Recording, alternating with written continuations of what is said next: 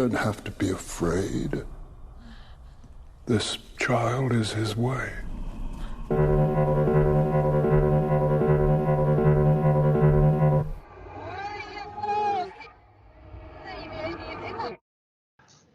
Hello, everybody. Welcome to the latest episode of Cuts. This is Mike. Joining me, as always, it's Mr. Venom. What's up, Venom? Greetings and salutations, ultimate sinners. I didn't want to use the same greeting 2 weeks in a row, so I'm going to go with ultimate this week. So how the hell you doing, Mike? I'm doing pretty well. I am doing pretty well. It's change up for us. I'm recording at the end of a work week instead of the beginning, so I'm like looking forward to now. So pretty good. Also with us, Don and Nelly. What's up, Don? Yeah, what's going on? Always happy to be here. All right. Well, if you listen to our last episode, Immaculate, you might be thinking, what, another movie with nuns? Yes, because we got ourselves a prequel called The First Omen. I think you can put two and two together what it's a prequel to. So I'll take the synopsis on IMDb. A young American woman is sent to Rome to begin a life of service to the a darkness that causes her to question her faith and uncovers a terrifying conspiracy that hopes to bring about the birth of evil incarnate. All right, mouthful, but that's pretty accurate, I guess. Okay, so general thoughts on The First Omen, and I'll kick it to Venom. What did you think of The First Omen? This is a solid movie. I mean, it's genuinely entertaining. It has some creepy moments. It's easily the second best Omen movie now. And I can say this because I just did a franchise retrospective on Cut to the Chase for this entire franchise, including the first one. We talked about all 6 films, pros, cons, everything else. And this is a weird movie. It's a solid film. The only thing is, I feel like I would have enjoyed this movie a lot more in a world where Immaculate didn't exist. Mike kind of alluded to that just now, that yes, 2 weeks in a row, we are doing religious horror based around American nuns going to Rome for the first time. Sound familiar? It should, because we just talked about it last week. I mean, literally the exact same storyline. Ultimately, if Immaculate didn't exist, I would be praising this movie. I would be, talking about all the cool set pieces and all the cool original stuff that happened. But considering this came out 2 weeks after Immaculate, it's really, really hard to look at this on its own merit. Now, I'm not gonna sit here and say that one movie is ripping off the other necessarily. But when you watch both of these movies, especially back to back like we just did, you really, really see a lot of similarities, like hard similarities. Obviously, I can't talk about all of them right now because we're still, spoiler free for the moment. But later on, I'm definitely going to talk about a lot of those similarities. The other thing about this movie that kind of bothered me, and I think it's mostly because I just rewatched the entire franchise. After you watch The Final Conflict, which was the third Omen movie, the stakes in this film are almost non-existent. Now, I'm not going to sit here and spoil The Final Conflict for anyone who hasn't seen it. It is the third movie in the Omen franchise. It is the end of the Damien Thorne trilogy. It is a movie that I've had problems with forever, especially that ending.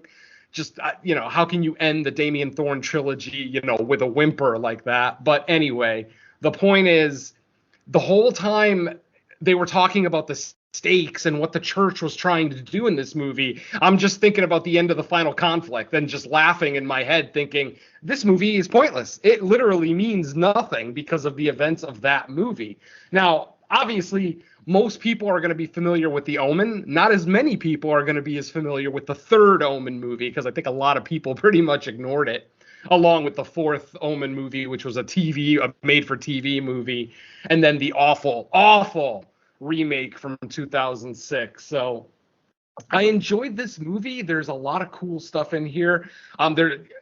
There are a few jump scares, but they're at the beginning of the film. As the film goes along, it kind of abandons the jump scares and starts going more for tension and dread. as opposed to just, startling its viewers. And I did appreciate that, during the key parts of the movie. Don't throw a bunch of jump scares in there like a Blumhouse film, because that's just going to ruin your third act. I will solidly say this movie got better as it went along. It starts out very slow. We do get a little bit of a cold open with a couple of familiar faces, two actors that I am, a big fan of. Obviously, Ralph Ineson, who stars in literally my favorite movie of the last 25 years, that being, of course, The Witch. And then Charles Dance, who most people would know as Tywin Lannister from Game of Thrones. They are pretty much the only two characters in the cold open. So it's great to see recognizable actors without them necessarily taking you out of the film. The cold open is actually, it sets up the film fairly nicely.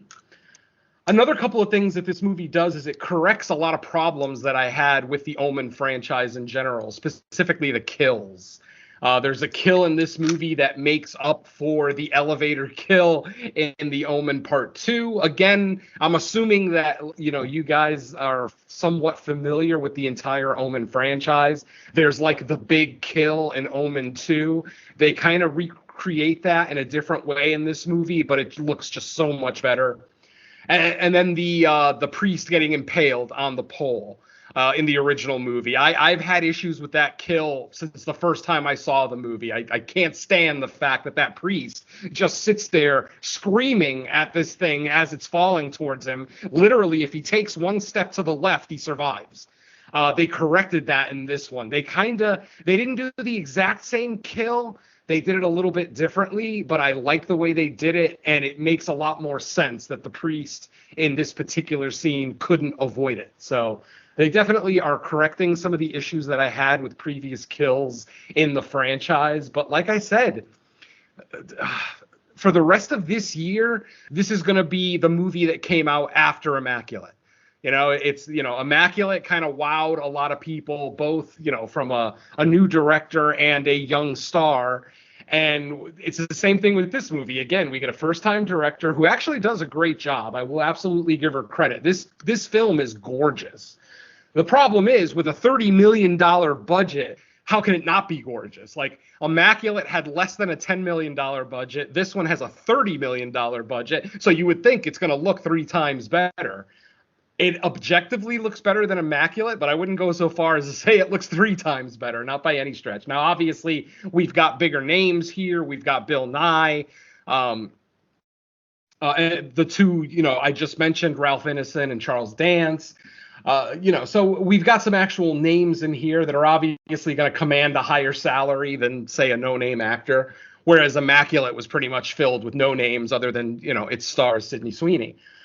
So I'm going to do my best not to constantly compare this to Immaculate, because I think the test of time, honestly, that's going to be the best way to judge both this movie and Immaculate, is the test of time. Which one is going to be looked upon more favorably later on down the line? Because like I said, for the rest of this year, The First Omen is just going to be the movie that came out after Immaculate. And it's a question of, can it stand on its own merit? I personally lean towards Immaculate. I think the storyline worked a little bit better. That absolutely amazing guilty pleasure kill in Immaculate left me smiling for 3 days afterwards. I mean, it was just beautiful. This one still has a very satisfying ending. They do change a couple of things about the Omen. Some elements of the Omen story, specifically the Jackal, which, again, I can't really get into here, but I'll talk about a little bit later during the walkthrough. Overall, I enjoyed this movie. I did. I saw it twice. I actually just left the theater about an hour and a half ago for my second watch. I still enjoyed it. It's a little long. Admittedly, it's a solid 2-hour film. So, again, if you're a fan of slower burns, especially, for the first act and a half of a film, this might be something for you. If you're looking for a gore fest and lots of horror set pieces, this is definitely not the film for you. So I'd probably say wait a week and go watch Sting, which opens actually today. As we record this episode, Sting opens in theaters today, which I actually had a much better time watching that movie, but we'll talk about that next episode. So yeah, overall, I did enjoy the first Omen. It's just one of those things where if Immaculate didn't exist, I would be praising this movie right now. But since it came out 2 weeks after Immaculate, and a lot of what we see in the first Omen, we just saw 2 weeks ago in Immaculate, so it's not shocking. Like even when we get the reveal of, what's going on here, it's not really all that shocking. Like I said, because we all know how the third Omen movie ended, and just B, it came out 2 weeks after Immaculate. So ultimately, a good, solid movie. Easily, in my opinion, the second best Omen movie. I'll put this over the Omen 2 any day of the week. The Omen 2 is just a body count movie. Damien's barely in the second Omen movie for those who haven't seen it. So overall, I did enjoy the movie. I don't think it's going to be a top 10 contender because if Immaculate isn't a top 10 contender, and I think I like that one a little bit better, I can't say that this one's going to be. But again, we're keeping the streak going. This is like, 4 or 5 weeks in a row now since we did stop motion that we're actually getting some great horror films in the theater. And even though this one is a little derivative because of a film that came out 2 weeks before it, it's still a solid watch. It still has great performances. And one thing I will absolutely praise this movie on, this movie has my favorite score of the year. This score is amazing. It really harkens back to Jerry Goldsmith's original score of, Jerry Goldsmith did the score for the first 3 Omens, but obviously it was the original Omen that won him his first Oscar. So yeah, amazing score. I really, really dug it. I love the choral stuff in the background, the chorus singing, the orchestral stuff. Like I said, it really, really sounded like a Jerry Goldsmith score. So kudos there. So overall, I would recommend the movie, though I would say there's no rush to see it. If you've already seen Immaculate, then you've already seen the better version of the first Omen. But if you're into religious horror like I am, definitely, I would still recommend it. You should still see it in theaters. If anything, for the beautiful cinematography, the great set designs, you could see that they put a lot of money into this. As I already said, $30 million budget. That's insanity for a horror film, but there it is, especially for a debut director. I mean, this director's done shorts and stuff like that, music videos, television, but this is her feature debut, and you give her $30 million. Like, that's a lot of trust right there. But you definitely see where the money went. So like I said, this is still a recommend, though I would say not quite as high as I would recommend Immaculate. And I guess I'll end my general thoughts there. Back to you, Mike. All right. Sounds good. I will pass it over to Donanelli. What are your general thoughts on the first Omen? All right. Yeah, I do agree on some points. I definitely disagree on some. Not immensely, but I do definitely disagree on a few points. Real quickly, Omen, absolutely love it. One of my favorites. I will talk about that shortly, and I'll get into that at the end. I actually do like part 2. I know you called it a body count movie. I love those kinds of films, and I definitely don't. Yeah, I really enjoy it. I think it's a vastly underappreciated sequel. I definitely enjoy it. 3, I do agree, it's not really all that great. There's a few issues there. I do want to revisit that one because that out of all 5 of the films in the main series, that's the one I've actually seen the least, so I'm the less sure about it. But some of the set pieces in there are kind of stupid, and I do mean that delivery. They are legitimately stupid. But I do want to save that until I rewatch it. I actually like 4. It's a gender swap version of the original, which I don't mind. I thought it was pretty fun. It has a lot more going for it than I think it does. Sequel sucks ass. I don't care for it. That one is just awful. So yeah, real quickly over the franchise, I would probably say this one would fall between 2 and 4. Or I should say, the reboot. It would probably fall right in with that one, maybe somewhere in between 4 and 3. Whereas I put them 1, 2, 4, this one 3, and then the remake. So I'd probably place it there. I wholeheartedly agree. This is the Immaculate Redux, or redone once again. Very, very similar. Almost to the point that I want to get Immaculate back on VOD, because I need to compare the two, since I have a hard time remembering which one's which in terms of like general set pieces. And I'm pretty sure that the walkthrough is going to solve a lot of sort out which one was which, because there's a few scenes that I remember and I was like, wait, wasn't this in Immaculate or wasn't this in First Omen? And I'm pretty sure, like, especially in the first half, where a lot of the repetitive nature of her going to the monastery and meeting up with what's going on, I'm pretty sure a lot of that stuff's going to be sorted out here in the walkthrough in a few minutes. So I'm really looking forward to that. But yeah, there's a few things here that I definitely disagree with. I don't think that the fan service stuff was actually done better. I actually prefer the versions done in the original films in both cases. Especially the elevator scene. That's one of my all-time favorite guilty pleasure sequences in the entire genre. One of the reasons why I like part 2 so much. But I thought it was a complete ripoff. I thought it was just absolutely done horribly. It was just one of those where I was just like groaning the second I saw it, and was like, oh geez, they're ripping this off. There's like, okay, I get it, you're doing part 1, now you're ripping off part 3, and it's, you know, part 2, and it's like, ugh. I mean, you know, for me, I personally hate fan service in general. It's one of my biggest complaints. So just the general use of it is, I hate fan service in general. But the other thing for me, and again, this is just a personal thing, the nature of it being a prequel. And it's one of the things I've rallied against ever since the concept is born. For me, prequels should not exist. I cannot comprehend why somebody wants to start a storyline at one specific point, tell, you know, maybe 1 or 2 entries in a story, and then backtrack, and then say, oh wait, no, okay, yeah, we're gonna go ahead and we're gonna start in and tell, you know, for example, you know, I get, not to say this, but for me, the Underworld franchise is like the perfect thing, where you start off with part 1 and you set it, you know, such and such date, and then you do part 2, and then you say, oh wait, no, we're going to go back and use part 3 and say this takes place before part 1. Like, I absolutely hate that practice. It is an absolute.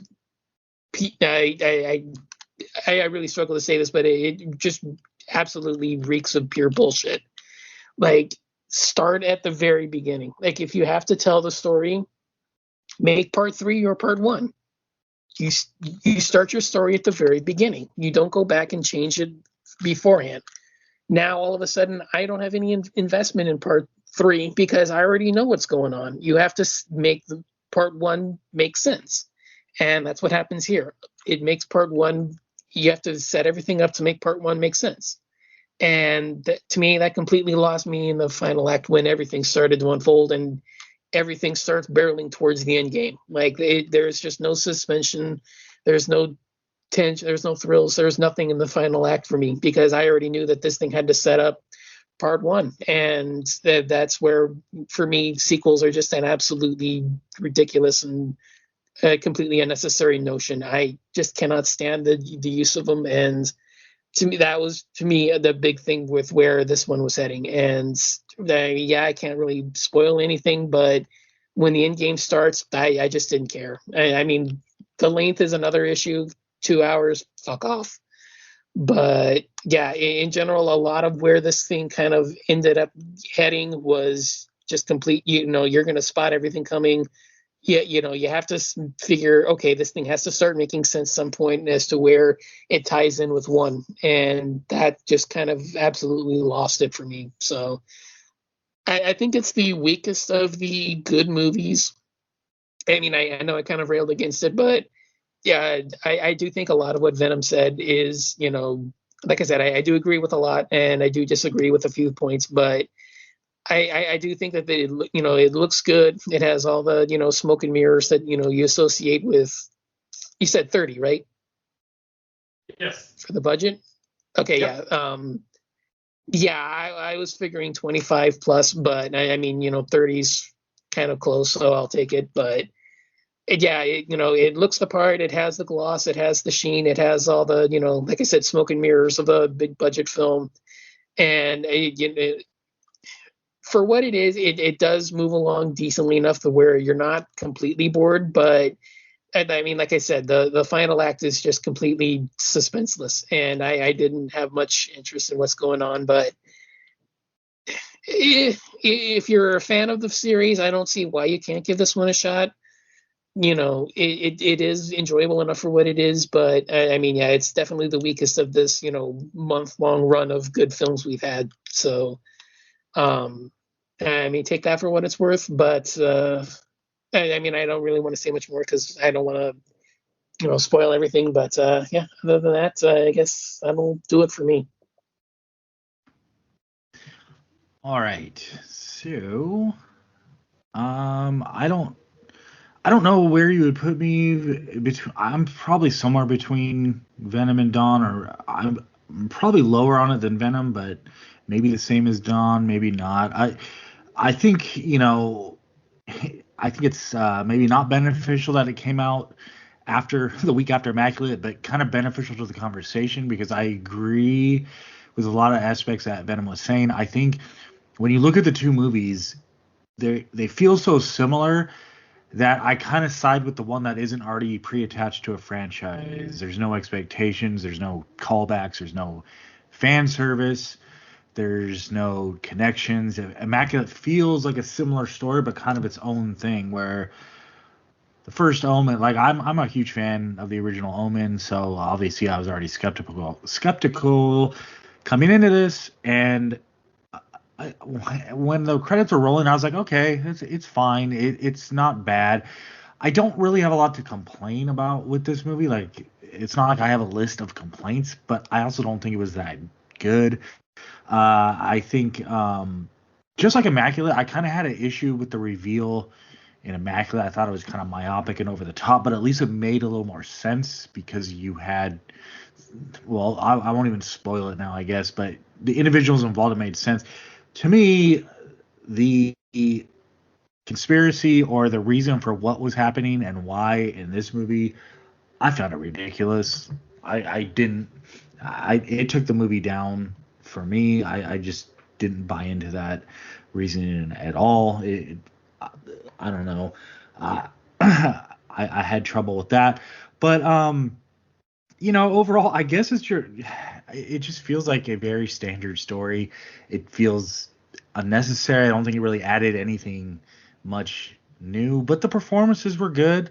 I really liked Ralph Ineson as Father Brennan. I thought he had a screen. I mean, he usually does, but he had a really good screen presence in this. I wanted more from him and like him figuring out all the secrets and mysteries behind what was going on. I agree with Venom. The score was fantastic. Probably one of the more memorable things about the movie itself. But yeah, it's kind of bad that it came out a week after a movie that pretty much followed a lot of the same story elements, a lot of the same tropes. They both have tropes, but like I said, at least Immaculate felt more of its own thing, where this obviously is tied to a franchise. And I wouldn't even say it's a fantastic franchise. I just think the first one is really good. But I do agree with Dawn. Like four is kind of a guilty pleasure because like it's hard for me to ever say Omen 4 is a good movie, but it's so goofy that like I almost just get a silly laughing entertainment out of it because it's just absurdly goofy and some of the kills are so stupid but funny. But yeah, I would never say it's a good movie. And then the remake, don't even get me started on that. I think I haven't seen it in a long time, but I think they kind of went for like the shot for shot remake. I remember thinking like, wow, they are really just doing the first movie with different actors and actresses. But like I said, it's been a long time. Yeah, I don't know. This one was okay. It seemed like it was getting a lot of praise, and I'm like, I don't know if standard shift because like compared to like some of the other stuff, like last year's Exorcist Believer, this is like fantastic compared to that because I thought that was just absolutely terrible. But this one, it's not a bad movie by any means. I just don't think it's that great either. It's not like if I was gonna watch the Omen movies, or if I was to recommend the Omen to anyone, I'm still just recommending the first one. This isn't a movie I'm probably that interested. There was nothing. Let's say there's nothing about it that makes me like have to revisit it as like a companion piece to the original. And to me, if you're gonna make a prequel or a sequel, you should kind of want people to see it as like, oh, you should watch this along with the original. But I don't know. This one was okay. It was an okay movie. Probably better. I will give it that. It was better than my expectations were.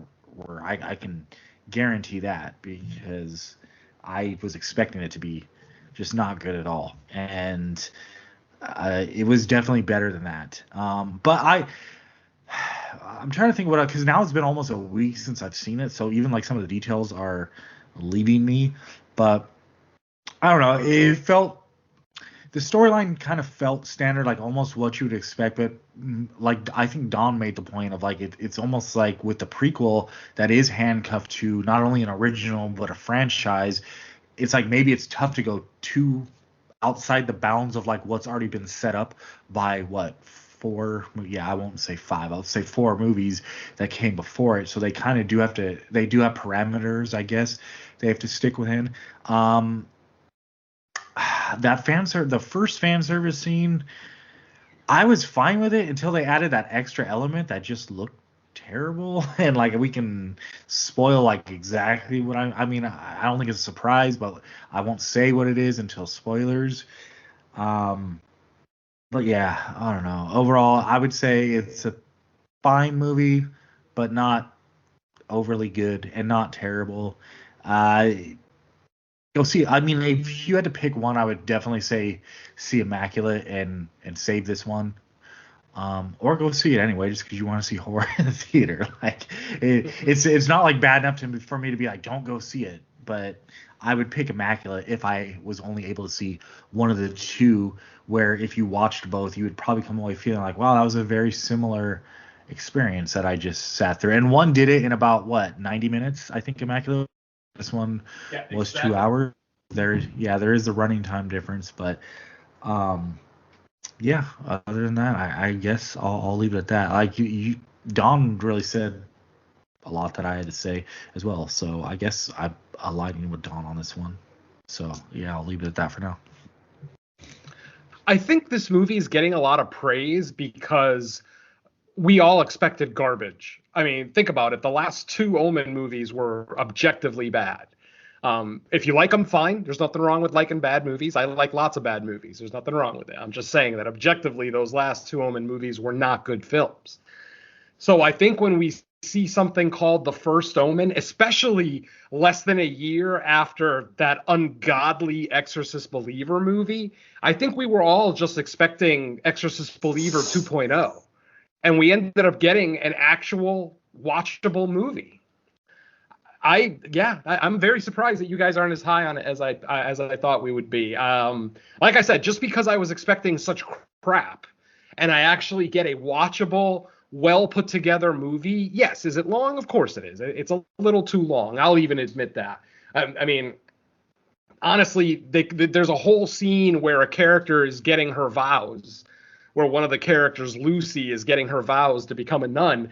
That whole scene could have been just cut out completely. It really, Lucy doesn't end up being a very likable character by the end, and I don't care to spend that much time with a ceremony surrounded around this particular character.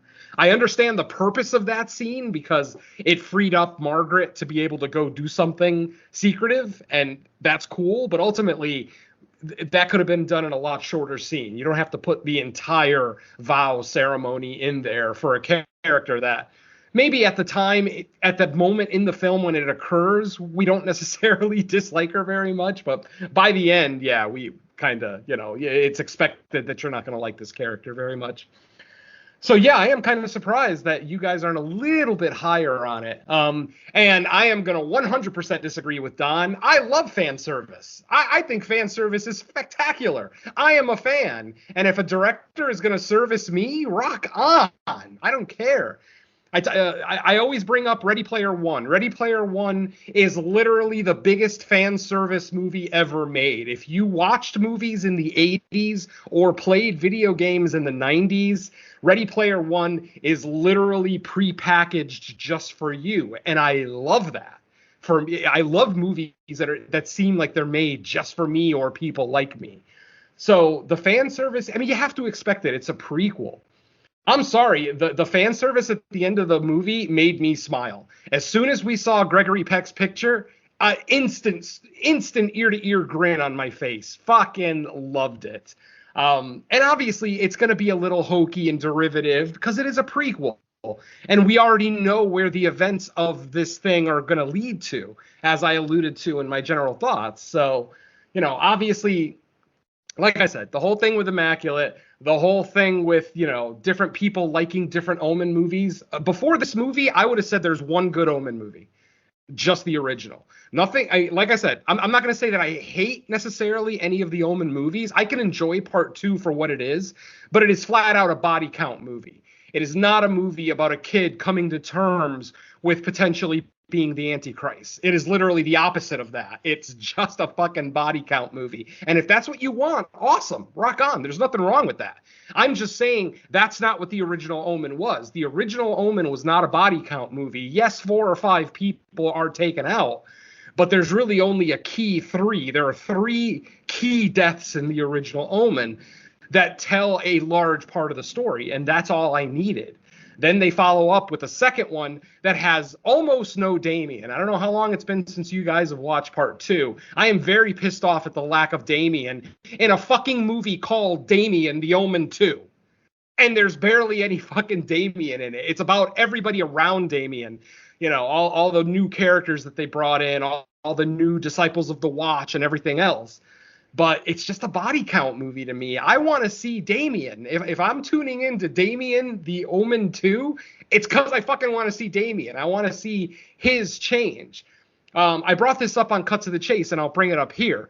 In part 2, we spend so little time with Damien that literally there's a scene in the movie where Damien reads a Bible passage, and it starts to explain what he actually is. And he gets all emotional, he starts crying, and then he runs as far as he can run. He runs all the way to the water's edge, and once he's at the water's edge, he literally screams, "Why me? Why me?" Okay, then the movie leaves Damien for like the next 20 to 30 minutes. And for that 20 to 30 minutes, we're just watching people get picked off left and right who, are either starting to learn about Damien and who he is, or people that already know and are trying to warn other people. The same formula that we got in the original. And then after about a half hour of that, we go back to Damien at the military academy, and suddenly he's trying to convince his cousin to join him because he knows who he is and he accepted it. I want to know how Damien went from why me to hell yeah. And that's not in the fucking movie. They skip it completely. The most important, and I'm not gonna fucking sway on this point. The most important aspect of the second Omen movie is Damien accepting who the fuck he is, and we don't get it. We don't get it at all. And that pisses me off to no end. If you want to watch 12 people die in a 90-minute movie, rock on. There's nothing wrong with that. I want to see my psychological thriller. I want to see Damien and him making his choice and deciding. And we don't get that. And then, every movie after that, Damien 3, or should I say The Final Conflict, I hate that fucking ending. I hate that fucking ending with a fiery passion. I can't stand that goddamn ending. It is the worst possible ending that they could have picked. And what's funny is that in my research for the entire franchise, I found out that the producer of every Omen movie, what's his name? Harvey Bernhardt. Harvey Bernhardt is his name. The only reason that he made The Omen 4, that TV movie, was because of how much he fucking hated the end of The Omen 3. And I love that. Even though I'm not the biggest fan of The Omen 4, I love the fact that he tried to correct what was done poorly at the end of the Damien Thorn trilogy, because ultimately that was supposed to be the start of a new trilogy. The Omen 4 was supposed to be the start of a TV movie trilogy of The Omen following Delia and her little brother. Of course, those names don't mean anything to you if you've never seen The Omen 4, but, it doesn't really follow, any of the Thorns per se. I'll leave that alone in case anybody does want to see it. But yeah, like I said, just the fact that we expected garbage from this movie and we didn't get garbage. We may not have gotten filet mignon, but we got a damn good cheeseburger. And considering I was expecting frozen fish sticks and undercooked fries, I'll fucking take the cheeseburger, my friends. I'm very happy with the cheeseburger. My cohorts maybe don't like the cheeseburger as much. They wanted the filet mignon, but I'm very happy with the cheeseburger. Sorry to use a food analogy. I'm actually really hungry right now, so. Anything else you guys want to talk about before we get into the walkthrough? As usual, I'm just afraid of saying something that's a spoiler. I hear you. A lot of spoilers in this movie. Yeah, I don't know. Like, I would say I would be happy with a cheeseburger. Maybe this is more of a Salisbury steak to me. I don't know. If I'm trying to do the food analogy too, because I do like cheeseburgers. I can tell you that much. That's what I mean, man. This isn't like a 4-star restaurant, but it's a damn good fast food place. Considering I was expecting Waffle House. So I mean, like I said, I can use all the analogies in the world. The point is, I was expecting the First Omen to be absolute trash, almost unwatchable. And the fact that we actually got a watchable movie with a good star, a good performance. I'll still say Sydney Sweeney did a little bit better in her film than this girl does in this film. She still has a great performance, I will say. She definitely hits all the wide range of emotions that Sydney Sweeney hits in Immaculate. It just comes off as maybe a little bit less passionate of a performance. I will say, though, the possession homage in this movie, I fucking loved.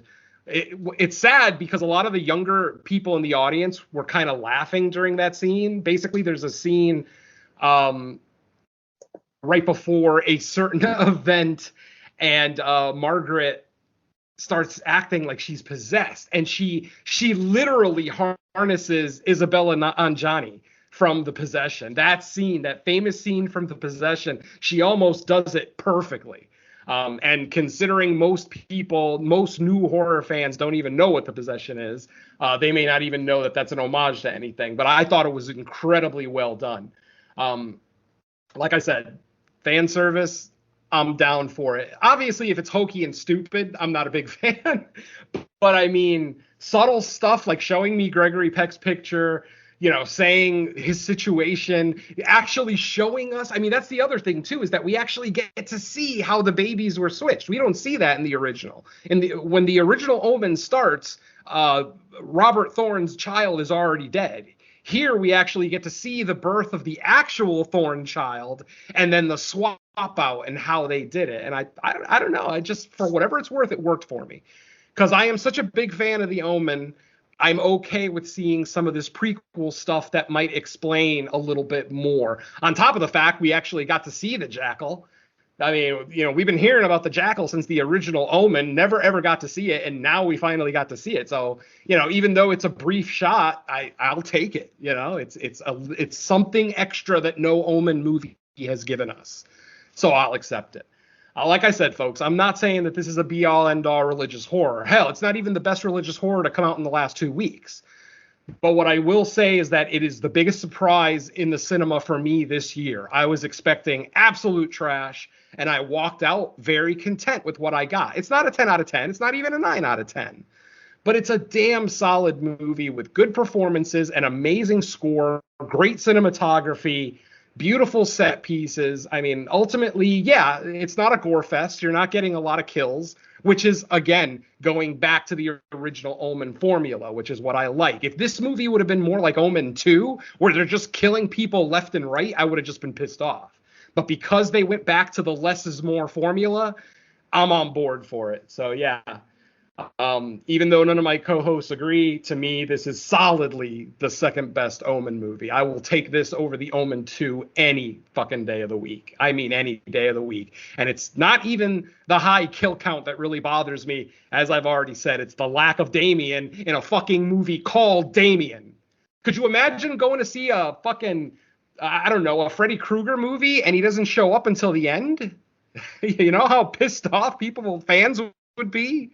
So I kind of liken it the same way. So yeah, I'm down. I like the film. I don't love it. I don't think I ever said I loved it. I like it. I like it a lot. I don't love it. It is not a top 10 candidate in any way, shape, or form, but I will stand on that mountain and say that this is a solidly good movie. You know, if your expectations, if you were expecting more than what we actually got, your expectations are way out of balance. That or you've never seen an Omen movie other than the original, which, you know, not your fault necessarily, but yeah. If you've ever seen an Omen sequel, you know that the expectations for this movie were not high, especially a year after The Exorcist Believer. And thank God that trilogy got canceled. Oh, so happy. So fucking happy. Anyway, you guys all set? Yeah, I'm good. Yep. All right then, folks, this is your final spoiler warning. If you have not seen The First Omen, go ahead and pause the show, go and check it out, and then come back. If you have no interest in watching The First Omen, or you've already seen it, then join us for the walkthrough. Our movie opens with a short cold open where we see the only returning character from the Omen movies, which I thought was pretty cool, Father Brennan, played by Ralph Ineson. As I mentioned earlier, Ralph is literally one of my favorite actors of the last 20 years. The Witch is my favorite movie of the last 25 years, and he is a solid reason why that movie is one of my favorites. So we get to see him reprising the role of Father Brennan, who obviously was a little bit older when we saw him in the original Omen. This movie takes place in 1971, so it takes place 6 years before the original Omen. And in this opening scene, we see Father Brennan walking up to a church, and we see him go into a confessional booth. He starts talking to the priest, the resident priest there at this church, and then we see that it's Charles Dance. Like I said, playing, one of the best Lannisters from the Game of Thrones show. And basically, Father Brennan is being very secretive, not really giving a lot of information for the viewer. Basically, he shows Father Harris a picture, a very old picture of a priest, a couple of nuns, and a newborn baby being held by one of the nuns. Basically, he starts asking some very ambiguous questions like, how was this baby born? Things like that. So, we're starting to, as viewers, especially as viewers of the Omen franchise, we're starting to put two and two together, realizing that this potentially might be our either Antichrist or something connected to it. Eventually, Father Harris just says, I'm sick of this. I'm sick of just dealing with this situation. I just wanted this all to end. And he actually ends up sneaking out of the confessional booth. When Father Brennan realizes that Father Harris is gone, he gives chase. He catches up to him outside and basically says, running away isn't going to absolve your sin. And, Father Harris looks back at him and says, do you actually think I'm looking for forgiveness? And then we hear that fateful smash of glass. As we look up, we see that there's some workers installing some new stained glass windows into the church. And just like in the original Omen, except this time there's no lightning strike, one of the scaffolding supports, one of the poles, basically gets dislodged. It falls through a stained glass window, very similar to the Omen remake, if anybody's seen that recently. And then we kind of see a slow motion scene where the two priests kind of look up to react to the sound of breaking glass. Father Brennan is hit with a little bit of broken glass. And then we see the pole come down and land what we think is slightly behind Father Harris. So it looks like the pole missed him. And Father Brennan says, "Are you okay?" Charles Dance says, "Yeah, I'm fine." But then when he turns around, we see that the back of his head has been gored out. Basically, the pole didn't impale him, but the pole was a hollow metal piping, type scaffolding. So it literally gored out a section of the back of his head, exposing his brain, and blood is coming out. And basically, he smiles one last bloody smile and falls over dead. That's our cold open. After this, we are introduced to Margaret. She is, once again, I know this sounds familiar, but she is an American nun who's been with the church the entirety of her life. She is now arriving at Rome for the first time. She's welcomed at the airport by one of the fathers, Father Gabriel, and then the cardinal, played by Bill Nye. I'm not sure how to pronounce his name. I always say Bill Nye. I don't know if it's Niggy or Nike or whatever, but I just say Bill Nye, just because I've heard other people say just so I don't get him confused with the other guy. With the science guy, exactly. That's what I was thinking as well. Yeah, I mean, great character. I've always called him Nagy just to separate him in my head, so I don't inadvertently keep always just so I don't always just keep saying you know it's Bill Nye the science guy just out of habit. Sure. But yeah, I don't know either. I don't know either. I'm just saying I've always specifically called this person Bill Nighy just to separate the two. I hear you. No, absolutely. And you know, Bill Nye or Nighy, obviously a great character actor, you know, played Phil in Shaun of the Dead, played the planet builder in A Hitchhiker's Guide to the Galaxy, you know, a couple of movies that I absolutely adore. So I'm familiar with the actor, and it's great to see him here, even though, you know, maybe he's not the most heroic character here. So, like I said, his name is Cardinal Lawrence. He welcomes Margaret to Rome. They then go to the monastery.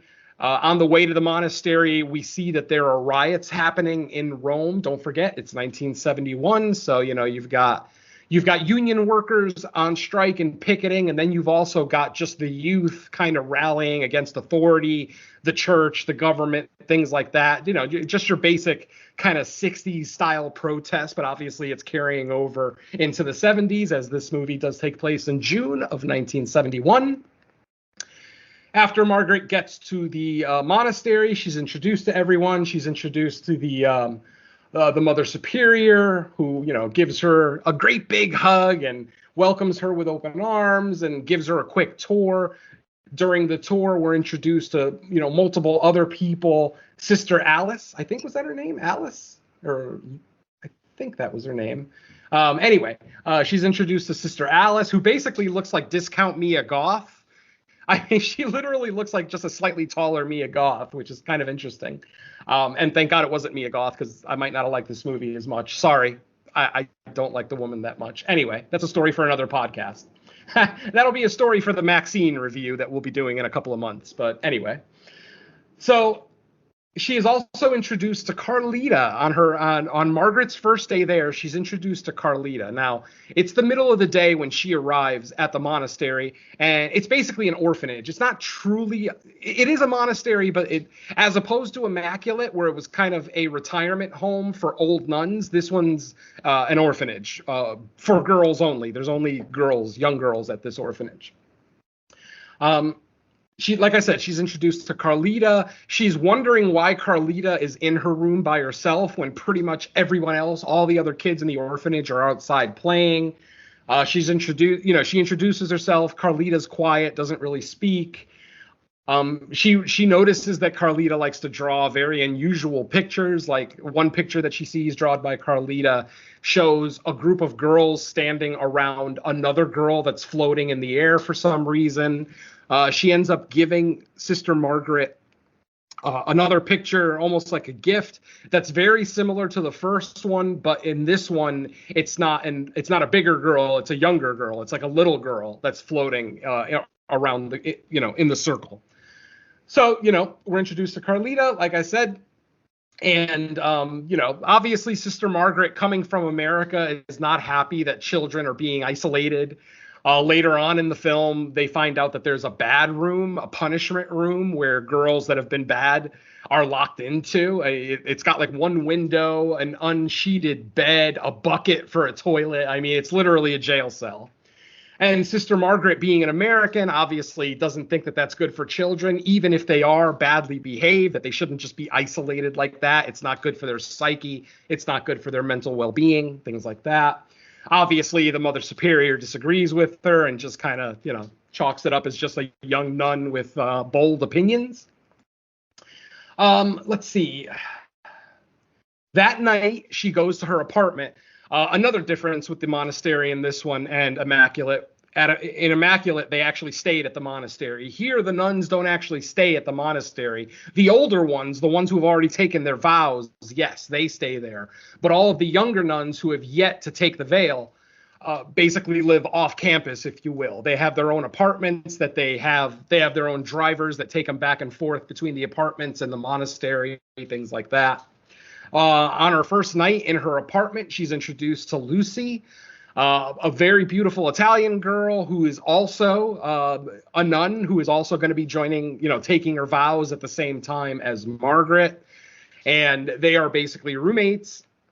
But because they're going to be taking their vows soon, Lucy wants Margaret to have like one night of fun where we just, we go out, we have fun. We don't think about the fact that we're going to be nuns or that we are already married to the Lord, blah, blah, blah.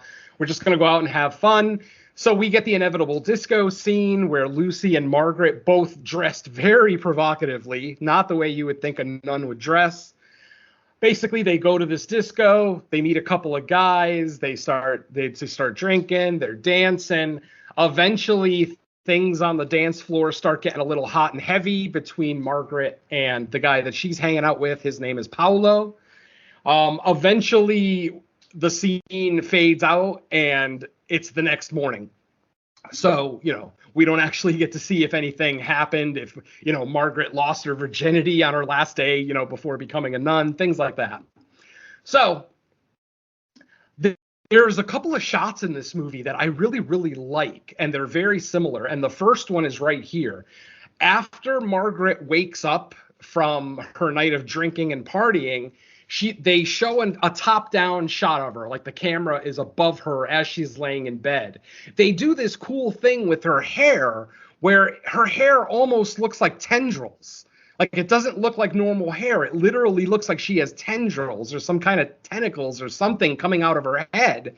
And they repeat this shot 3 times in the movie. This is the first one. The second one is later when Margaret is thrown into the bad room herself and she's laying on the bed. And again, her hair is making that weird tendril shape.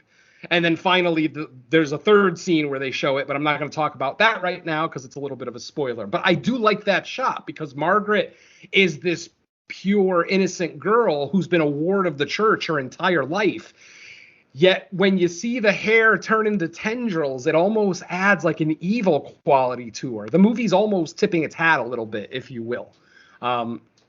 So yeah, like I said, she confirms with Lucy that she didn't do anything embarrassing or something that she'd regret. Lucy lets her know, no, I got you. I got you out of there before anything got too hot and heavy, blah, blah, blah, and off they go.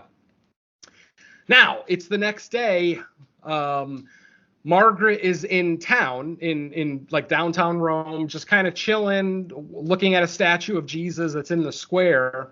And this is when Father Brennan first approaches her. So Ralph Ineson, as Father Brennan, approaches her, basically tries to talk to her very fast, says, hey, your name is Margaret.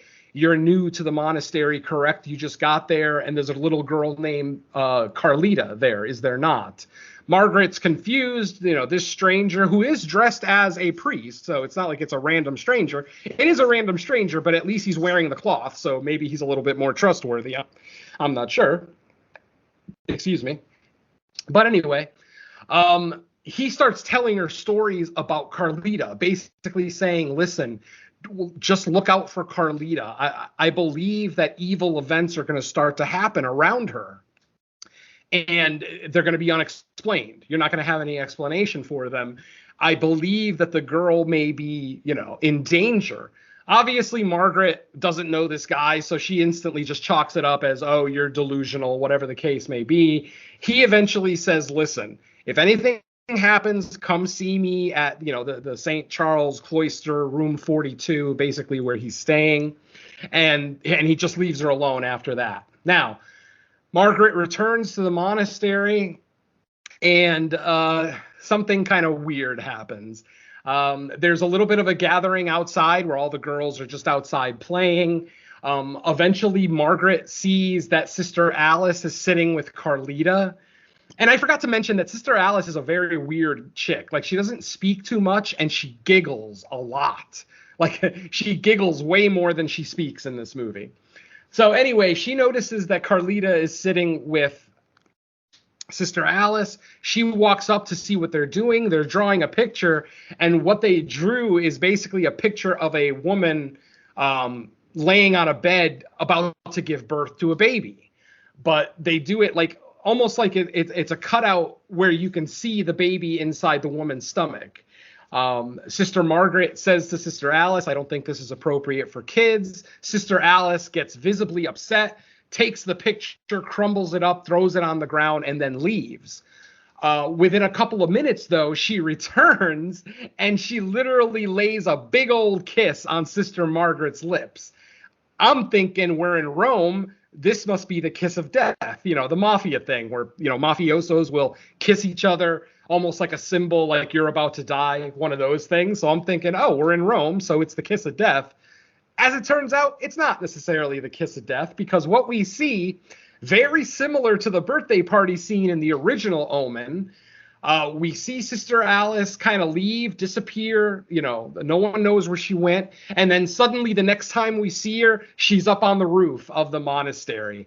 But the only thing that looks a little bit different is that she's soaking wet.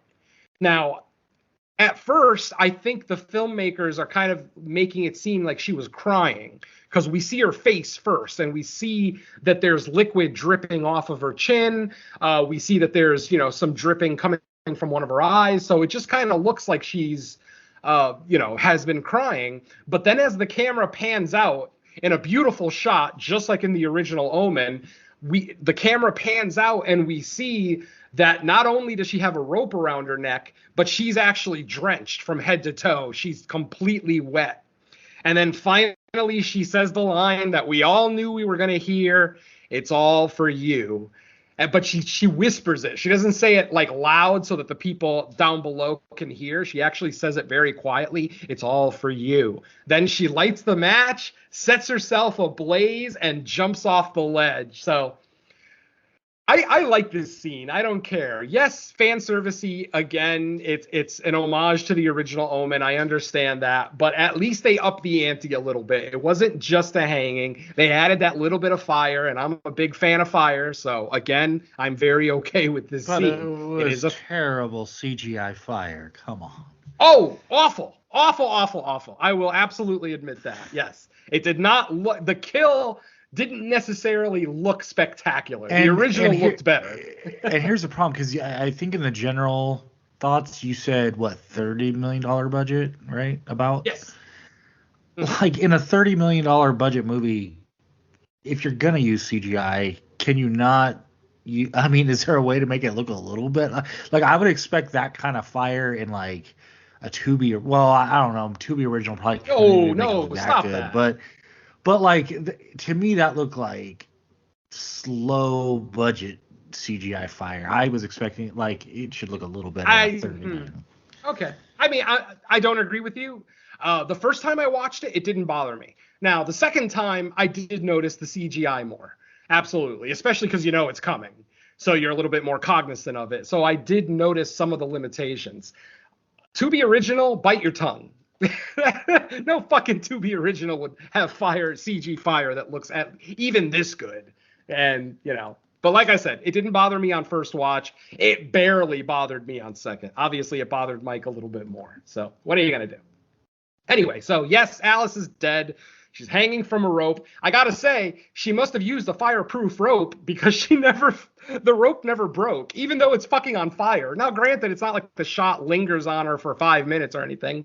But considering the part of the rope that was around her neck was completely drenched in whatever she drenched herself in, you'd have thought the rope would have broken a little bit quicker. But, that's mild. No big deal. So, at this point, after Alice has committed suicide, Sister Margaret then hears screaming inside the school. She realizes that during her tour, I forgot to mention that they actually do have an emergency room for birthing children. They actually do, like, single moms and teenage moms who can't afford hospitals, can go to the monastery and, give birth there and give the child up. So there is a birthing scene where, Sister Margaret hears a woman screaming and she's propped up she's got her legs propped up on the stirrups. She's being tied to the table for some reason, but that just could be, because she's ultra violent or whatever. I don't know. I'm speculating. But anyway, she's screaming. The girl's obviously screaming in pain. Her belly is as big as a house. She's obviously about to give birth. And then they give her a gas mask. They give her some anesthesia through a gas mask, and then she stops screaming, and she actually smiles this way disturbing smile.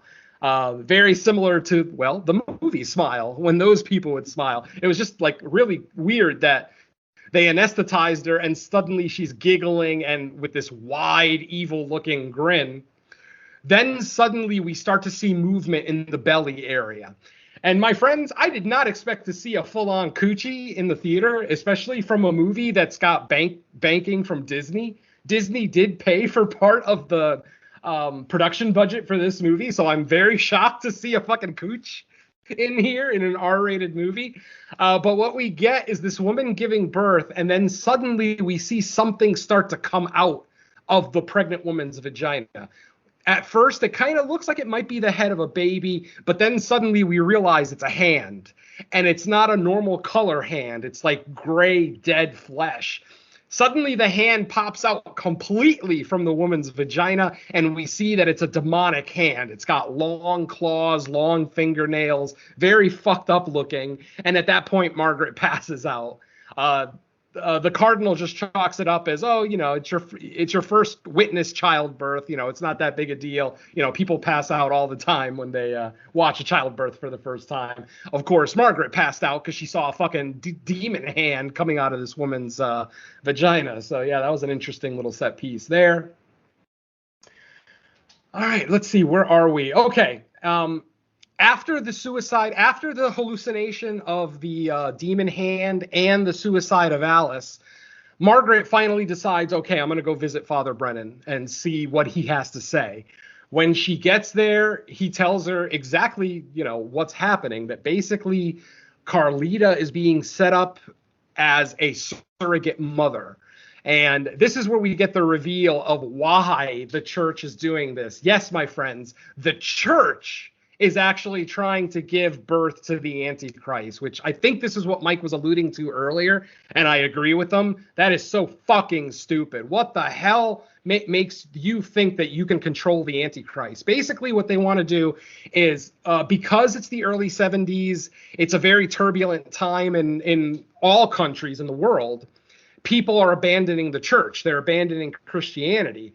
The Christian church, they think, or the Catholic church, whatever, they think that if they introduce the Antichrist to the world and actually let the Antichrist run wild for a little bit and show people that, yes, evil actually exists, the devil actually exists, they think that it's going to send people back to the church in droves.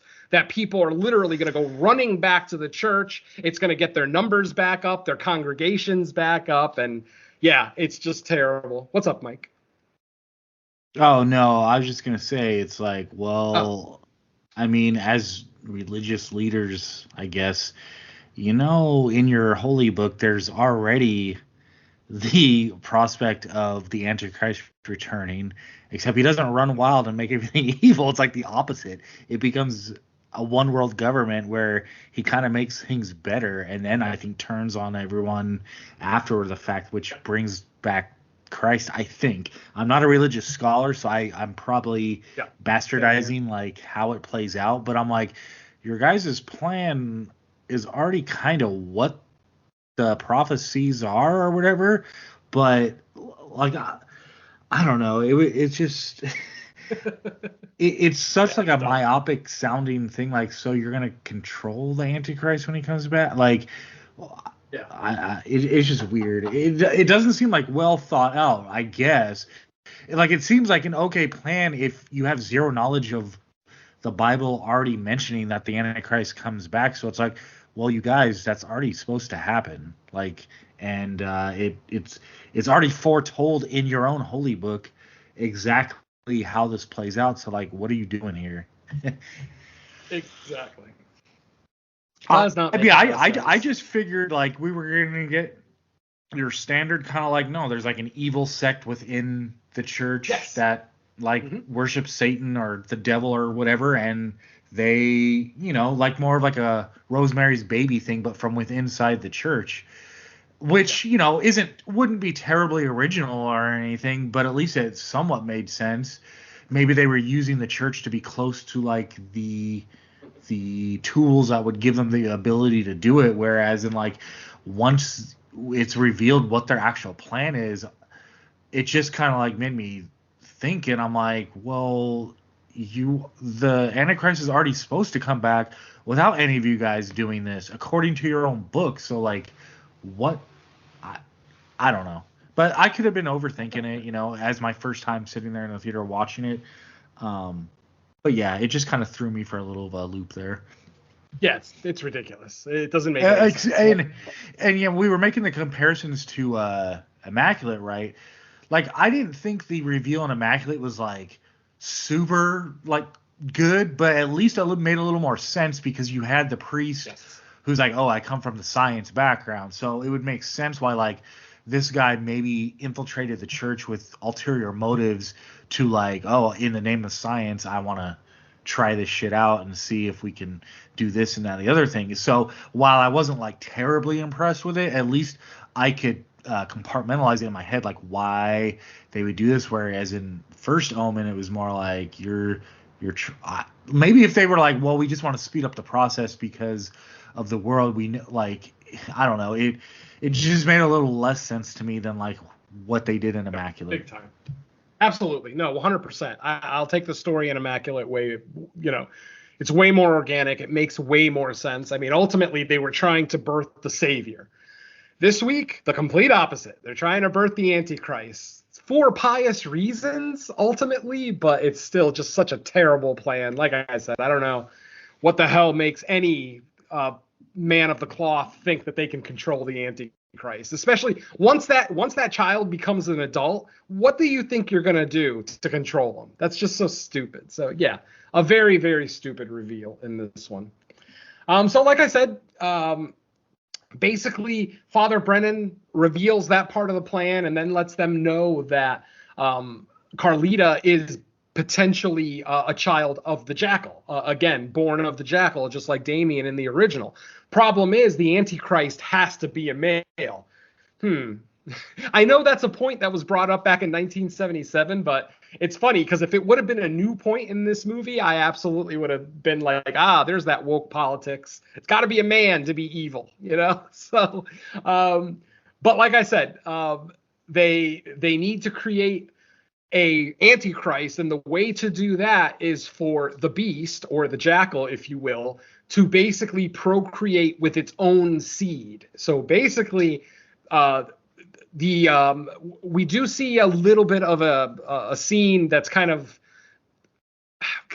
points towards what may have been happening. We see a naked woman being strapped to a table. She has a black veil put over her face, and then we see something standing over her after the fact as she's bleeding. It's kind of interesting because when they showed the legs of the thing, didn't it just look like blackout tattoos? It just looked like a human with blackout tattoos all over his legs.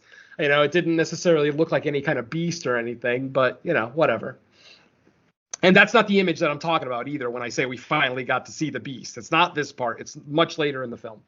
So anyway, Father Brennan explains he has to create a female. He has to have a female child that is healthy and can procreate so that he can then place his seed in said child to then create the Antichrist, which, like I said, has to be a male. And so they have to create a woman first so that the beast can then procreate with that person. So basically, Damien Thorne's father is the same as his grandfather. They're the same person, which is a little gross when you think about it. But we're talking about demons, so I guess it makes sense totally. Now, obviously, Sister Margaret doesn't want to hear any of this. She's like, you're crazy. There's no way that Carlita, she's a child. There's no way that they're setting her up to give birth to the Antichrist. She just doesn't want to believe anything that he tells her. She ends up, or that he tells her. She ends up leaving Father Brennan's room in a huff. She ends up, taking her ride back to the monastery. But on the way back to the monastery, she runs into Paolo. She sees Paolo on the street. And don't forget, Paolo is the guy that she ended up making out with the night that she went out with Lucy, and then blacking out and having no idea what happened. Basically, Paolo realizes who she is. She's running after him, calling out, Paolo, Paolo, hey, Paolo. He realizes who it is, and he turns around and keeps walking. Like, he doesn't want to talk to her at all, to the point where he actually says, leave me alone. I don't want to talk to you. Finally, Paolo stops and turns around and says one thing to her. He touches his own head and then says, look for the mark. And then the instant he finishes that sentence, a fucking truck runs him over, literally pinning him up against a wall. Now, after the truck pins him up against the wall, Sister Margaret goes over to him, making sure that he's okay. He's obviously not okay. He's just been pinned up against the wall. And, he starts apologizing about that night, basically saying, I didn't know who you were. I'm so sorry. But he's not really explaining anything that happened. He's just apologizing. Finally, he says, I'm stuck. I can't get out. And Margaret's like, okay, I'll help you get out. She ends up putting her arms under his arms and kind of trying to pull him out from, being wedged against the wall. Unfortunately, and I think what most horror fans expected at this point, after she pulls him out, it seems, because the camera is up tight, it's showing like their chest and head only. Suddenly, we hear a scream from the distance, and Margaret realizes that Paolo's not moving and that he's not breathing anymore. And then the camera pans out to show that she's only holding up half of Paolo. She's only holding up his top half. His bottom half is still pinned up against the wall and the truck, between the wall and the truck that still hasn't moved. It doesn't seem like the truck was necessarily being driven by anybody nefarious, because we see the guy trying to restart the truck so that he can move it and let Paolo out, but he's unable to. And then, like I said, we get that one last shot of Paolo on the ground. It's just his top half, and his intestines are kind of hanging down from below. And then when the camera pans back up, you can see in the background, the truck is still pinned up against the wall. You can see more of his intestines on the ground, and his legs are still in a standing position, still, being held up by the truck and the wall. So yeah, at this point, Paolo has gone, and he gave her a very cryptic message. Like I said, all he said was, look for the mark. And that was it. So that night, Margaret goes back to the monastery, and the Mother Superior requests her presence. At this meeting, the Mother Superior starts talking about concerns about Margaret. We learn as the movie goes along that Margaret was a problem child, that she got in trouble a lot, she got punished a lot, disciplined a lot as a child, and that eventually she just found her way. She just accepted God into her life and started acting like a normal, well-behaved person. Let's see. The Mother Superior basically lets her know that, because of, both you passing out, you getting a little bit flustered at the riot, because eventually there is a riot scene when when all the girls from the monastery, the orphanage, go to like a museum in town. While they're at the museum, there's a riot.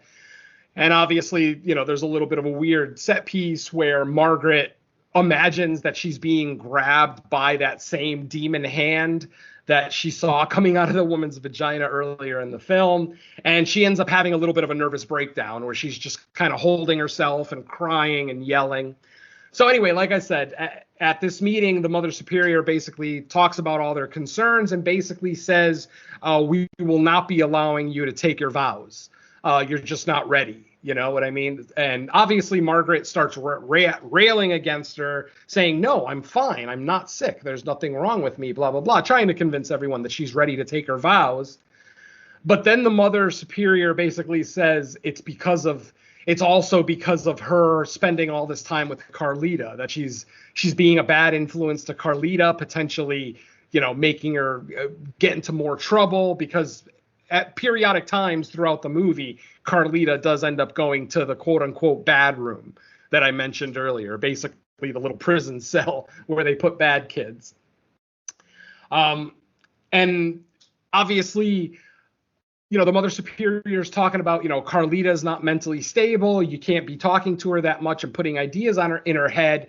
And then Margaret says, yeah, because of you, basically accusing the Mother Superior of causing Carlita's, mental health issues.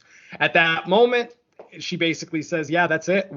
You've confirmed our doubts, and yeah, you will not be taking your vows. Then in the next scene, and this is the scene where I think we could have saved like a good 5 to 10 minutes by just cutting the whole thing out. We see Lucy take her vows. And basically, she's being prepared, and it's a long scene. It's not a short scene. We see her getting her hair cut. We see her putting on her what basically looks like a wedding dress, because she is getting married to the Lord. So it is kind of a marriage ceremony where she takes her vows to become a nun. And we go through this entire ceremony. About halfway through the ceremony, Margaret sneaks out, and she goes to the Mother Superior's office, wanting to look through her desk to see if she can find any files about Carlita. Earlier, when Father Brennan had spoken to Margaret in his room, he mentioned that she was probably, if she was born on June 6th at 6 a.m., that, she's probably the one that he's looking for, that he's trying to protect from the church, blah, blah, blah. So she sneaks into the Mother Superior's office during Lucy's ceremony, looks around, doesn't really find anything. But then while closing the Mother Superior's desk, she hears a jingle coming from underneath the desk. She looks under, and there's a key on a hook. She takes the key, and she starts looking around for the door that might open. And then what she notices is on the wall behind the Mother Superior's desk, there's a mural. But about halfway across the mural, it looks like the images don't line up, like they've kind of shifted over the years. So she starts looking around, and she finds a keyhole in the wall. She uses that key, goes in there, finds like a cellar type area with a bunch of filing cabinets, starts looking through those filing cabinets, and of course she ends up finding exactly what she's looking for. It's something called a skiana. Now, a skiana is actually an Arab term for, it literally translates to leather bag. I was hoping that there was an Italian translation, but the only thing I could find was a family named Skiana, a very prominent family in Italy. So anyway, she finds these files that are marked Skiana number 1 through 12. There's 12 of them. She opens up the first one, which is number 12. They're in reverse order.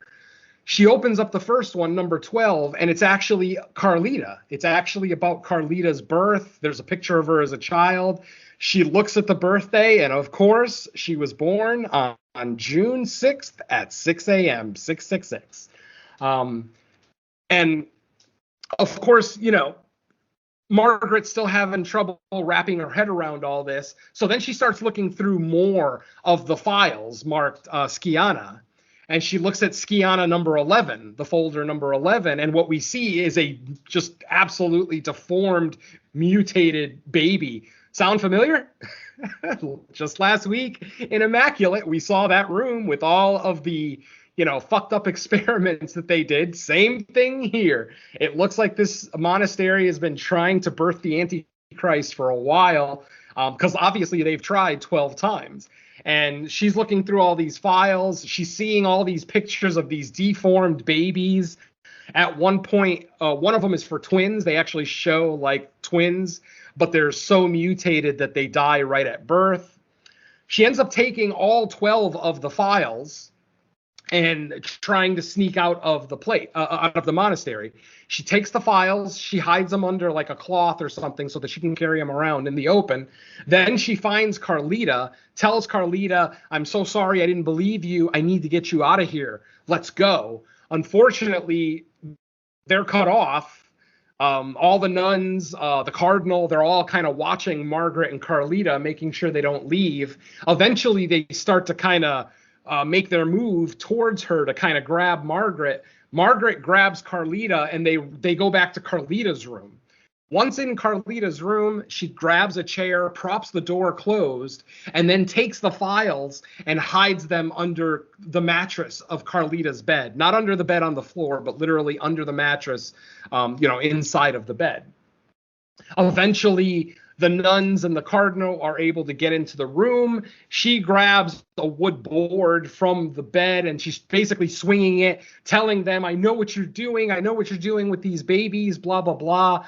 They're able to disarm her, and then they end up taking her to the bad room. And this is where we get that second shot where she wakes up in the bad room. The camera is above her, and again, her hair is doing the cool tendrils thing that we never see other than these 3 shots that I mentioned. We never see her hair look like that. So there's probably a message there. Obviously, once we get to the end of the movie, I think you'll understand what we're looking at there. But while she's in the bad room, she has a hallucination, and what she sees is Alice, the woman, the sister who burned herself and hung herself. And Alice is basically in the room butt naked, but she's burnt to a crisp from head to toe. Her face is so burnt that she doesn't have any lips. Her lips burned off completely, so her teeth are all exposed. One thing that I like that this movie did, and this has to do with the sound design, is before you realize that the spirit, the hallucination that she's looking at is Alice, we see a vague form in the darkness, and it's kneeling on the ground.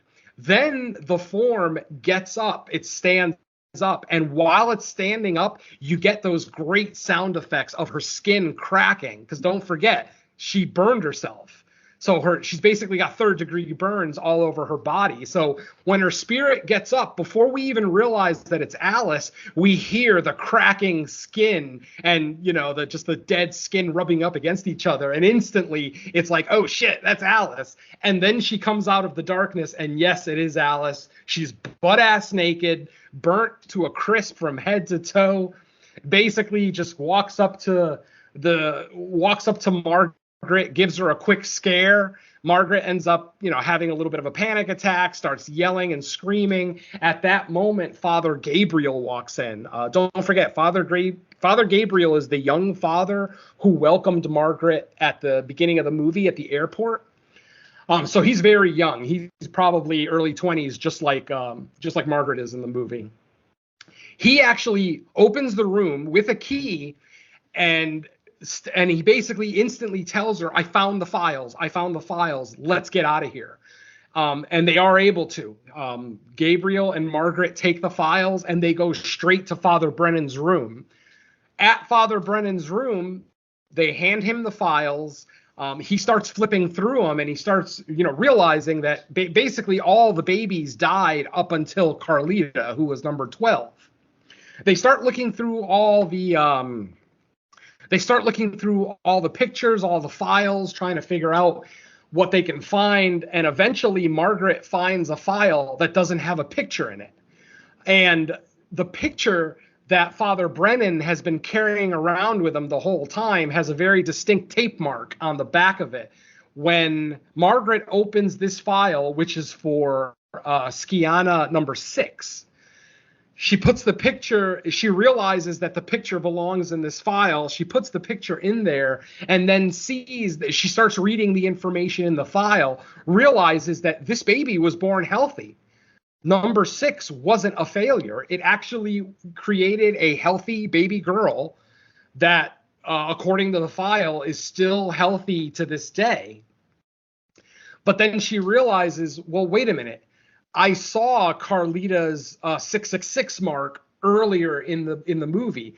Earlier in the movie, during the scene in Carlita's room when they're dragging Margaret away, Carlita is screaming, and Margaret looks into her mouth, and on the roof of her mouth, she actually sees the 666 insignia, the birthmark, which of course confirms everything that Father Brennan's been telling her up to this point. Now, when she's looking at this file, Skiana number 6, like I said, the picture shows that the 666 birthmark is on the baby's head, not in her mouth. And then she tells Father Brennan, I don't think Carlita is the one that they're after, because Carlita, her birthmark isn't on her head, it's in her mouth. Suddenly she continues reading the file, continues reading it, and then she starts to realize that, oh, wait a minute, that baby, the baby, Skiana number 6 had the mark on its head, not in its mouth. And she literally has a realization. And it's kind of funny, too, because the moment that she makes the realization, she looks right into the fucking camera. I'm not kidding. She literally looks right into the camera like she just made this realization. She starts to put her head on her hand. Excuse me, other way around. She starts to put her hand on her head to try to feel around. And guess what? She fucking finds it. Yes. Sister Margaret is Skiana number 6, the first successful experiment. So that's kind of our secondary big reveal in this movie. After hearing the plot, about the Antichrist, we now realize that it is Margaret who is to be the mother of the Antichrist, not Carlita. Carlita was an insurance plan. Basically, Carlita's too young to give birth right now, and it's literally June 6th right now. Like, as this scene is playing out, it is June 6th. And, Father Brennan's like, I'm so sorry, but they're going to be coming after you. It's almost midnight. Your child has to be born by midnight or at exactly midnight, whatever the case may be. So they're going to be coming to get you. Margaret is like, nope. If I'm pregnant, because she's not showing that she's pregnant yet at this point, but what she realizes, I'm so sorry, folks. During the flashback, she realizes what ended up happening the night at the club. We actually get the events after her blackout. Basically, it turns out that Paolo and the other guy that was with Paolo are both members of the church. Later in the film, we actually see the guy that was with Paolo, he's actually dressed in priest robes during the final, not the final scene of the movie, but the birth scene, if you will. So I thought they connected that kind of nicely.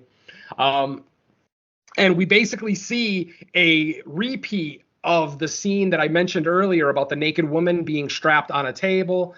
I'm assuming now that the scene that we saw earlier in the movie was Margaret's mother, basically being taken by the jackal and then, getting pregnant with Margaret.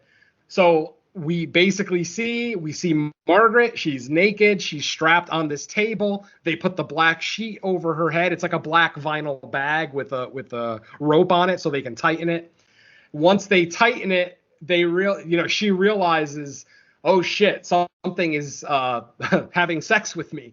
She can't really see through the bag, but she can see like a general shape, and she can tell that whatever it is fucking gigantic and animalistic. It's humanoid, yes, but it sounds like an animal and it's gigantic. She starts to freak out, and then, like I said, that's when then she starts to feel on her head and realizes that she has the mark, blah, blah, blah, blah, blah. So Margaret says, I want this thing out of me, and I want it out of me right fucking now. So they end up getting in a car. Father Gabriel, Father Brennan, and Margaret, they get in a car, and they're going to an abortion doctor. And they're talking about the doctor. Margaret's like, is this guy good? Is he skilled? And, Brennan's like, yes, he's one of the most skilled guys around, blah, blah, blah. Unfortunately, on the way to the abortion doctor, another car filled with priests smashes into them, pretty much taking them out. It instantly kills the driver of the car that Margaret was in. I can only assume Father Gabriel also died in the accident, because we never see Father Gabriel in again either. We don't see his body, but we don't see him the rest of the movie either. So I can only assume. And he was in the front seat, the side that actually got hit. So he took the brunt of the impact. So we see Father Brennan in the back seat, still breathing, moving a little bit. But then we see the door open. We see the back door open, and we see Margaret kind of crawl out of the car. This is where we get the possession moment. And I mean the possession, the movie.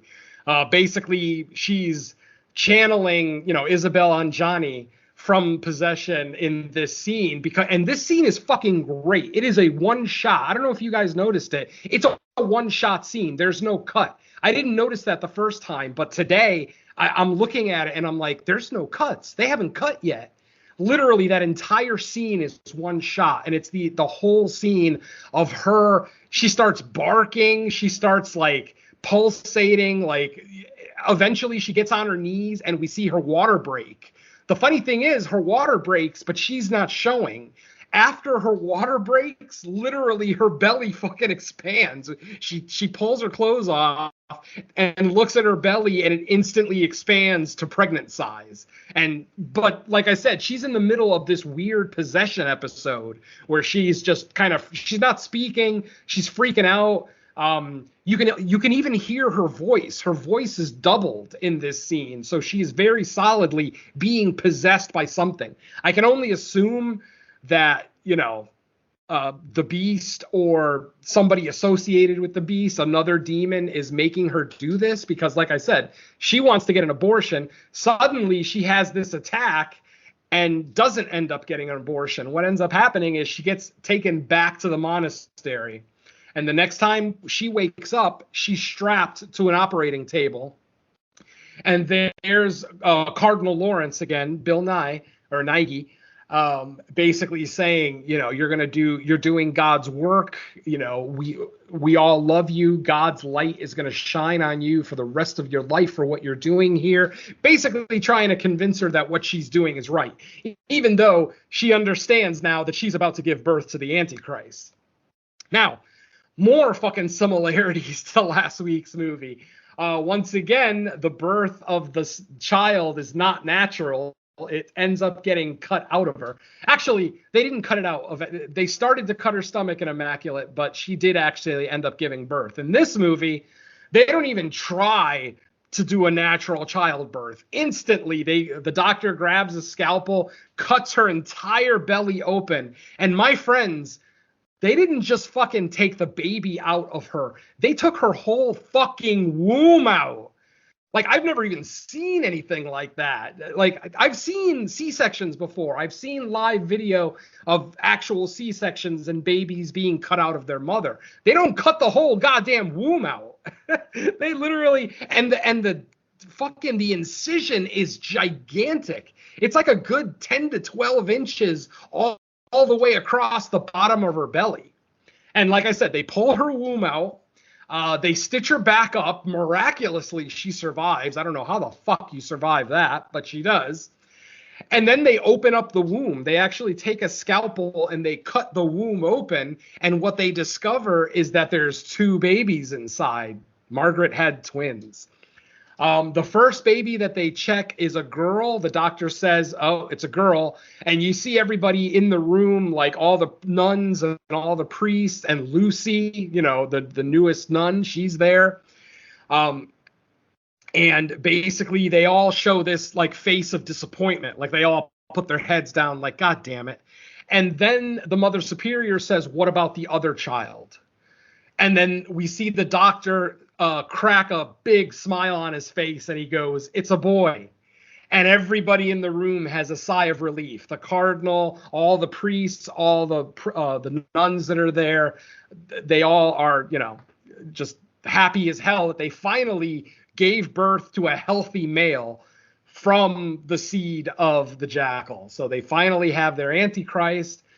Now, obviously, Margaret is pissed off at this whole situation. She ends up asking the cardinal for help. The cardinal instantly comes up to her bedside and starts talking to her. She ends up grabbing a scalpel. Actually, there's a really cool line here that I should repeat that I did kind of like on the second watch. The cardinal again starts talking about, it's over. You've done it. You've done exactly what God and the church wanted you to do. You're a savior, blah, blah, blah.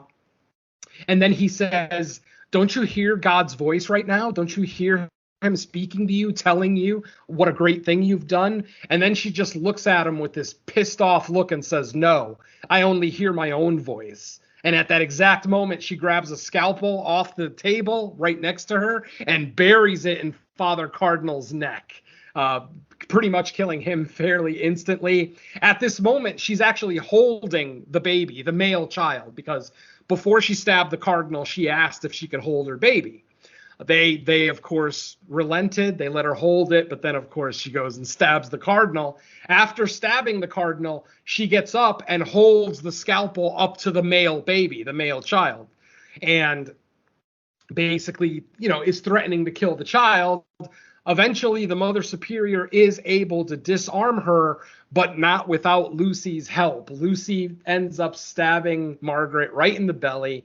The one person that Margaret kind of, got friendly with and trusted here, it basically turns on her, stabs her in the belly, leaves her on the floor. Then we basically see the Mother Superior carrying the male child out of the operating room. And then she tells all the other people that are with her, burn the room, burn it all, let them both die. And both, implying Margaret and the female child. They basically leave them both in the operating room and they set the whole thing ablaze. While the fire starts building, Carlita actually runs in like a fucking superhero and ends up getting Margaret and the female child out of there. They're able to get them out, and then the scene fades to black. We then get our final scene in the film, which takes place 5 years later, I believe. It's either 4 or 5 years. We see Margaret, Carlita, and her female child living in a cabin out in the woods. It seems like they're happy, like they don't have any electricity. Everything's lit with candles, so they're basically off the grid, trying to hide. And suddenly Father Brennan shows up. Ralph Ineson once again. He shows up, but this time Margaret is not happy to see him because she points a shotgun at him right away and says, "Get the fuck out of here! Just leave me alone." Again, Father Brennan apologizes for everything that she had to go through. And he basically is there to warn Margaret, saying, the church knows that you're alive. The whole thing with the birth of the Antichrist is that the mother and any siblings had to die. So you and your daughter were not supposed to leave that building. So the people at the monastery that are still alive are after you. And he's just there to give her a warning. They're on their way. They're coming to get you. She tells him, just get the fuck out of here and leave me alone. And he relents. He turns around. He starts to walk away. But just before he steps foot off her property, he looks at her and says, "Oh, by the way, they named your child." And she's like, "What?" And he's like, "Yeah, your son. His name is Damien." And then the camera fades to black, credits roll, and that's the film, my friends. And ultimately, it's an ending that we all saw coming. I mean, this is a prequel. It's got to connect to the original somehow. Right before the movie ends, we do see Lucy holding the baby and then holding a picture of Gregory Peck. Robert Thorne or Richard Thorne. I forget what his name was in the original, Robert or Richard Thorne. And basically saying that he's a powerful American ambassador to Rome and that his child is about to be born and meet a sad end. And that's when we actually see the real Thorne child being born, and then the child is taken out and handed to Lucy, the nun. And then the Mother Superior is also there holding the male child. And then we kind of see, it kind of alludes to the opening scene of The Omen where, Gregory Peck gets the child and he's looking at it through glass. And there's a nun holding it. So I'm assuming that's supposed to be Lucy from this movie. But obviously it was a different actress in the original movie. And that's it. Like I said, fade to black. And that is the First Omen 2024. Like I said, I skipped a lot in this one. I skipped a bunch of set pieces that maybe weren't as vital. Hopefully I got all the main story beats in there. But yeah, like I said, the more I talk about it, the more I do enjoy the movie. It is still solidly about a half step below Immaculate, only because it came out after. Like, I'm wondering what we would say about this movie if this came out first and Immaculate came out second. Like, would I still like Immaculate more? Do I only like that one because I saw it first? I don't know. I'm definitely open to any of those conclusions, but I'm just wondering if we saw the First Omen first, what we would be saying about it right now. Would we be a little bit higher? Would, Mike and Don still not be ultra high on it? I definitely would have been higher. I would have been even higher than I was on the First Omen had Immaculate not existed. So, yeah, this movie will always be the second nun being forced to have a baby movie to come out in 2024. Like I said, it's going to be a test of time 5, 10, 20 years from now, are people going to be talking about Immaculate more or the First Omen more? We'll have to see. Yeah, it's a good question. We'll see. Sometimes we're surprised by which ones stand the test of time, or which ones we do like a little reversal or modify positive or negative on. Exactly. And I think it's one of those weird coincidences where they just happen to come out back-to-back weeks, so it makes the comparison even more apt and easy to make. Yeah, the only thing that I'm really looking forward to is I would like to see this story continue. Now, obviously, there's not much more that we can do with Damien Thorne. You know, this movie literally ends right where the original Omen starts. So I don't think there's anything more we can do with Damien Thorne. But the fact that Damien has a twin that we never knew about in the first movies, that seems like it could add. Because who is this girl? I mean, if her brother is the Antichrist, then she can't just be a normal child. That wouldn't make sense.